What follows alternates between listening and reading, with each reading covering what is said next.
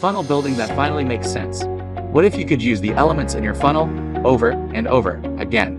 So you could pull in upsells, downsells, and bump offers over and over again. Now you can with Mintbird. This is your product library. Add a new product in seconds. Just enter the product name, the product price, and a brief description. Then click the Create Product button. It's that easy. This is your upsell library. It's super easy to add an upsell. Just enter the product name and the product price, then save.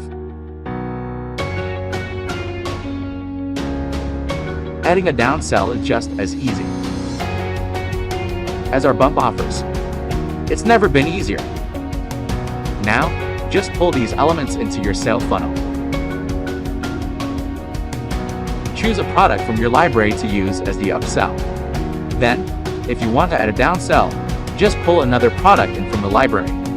It doesn't get any easier than this. Next, select the template from the template library and customize it any way you want. To learn more about Mintbird, click the link below the video. Thank you for watching.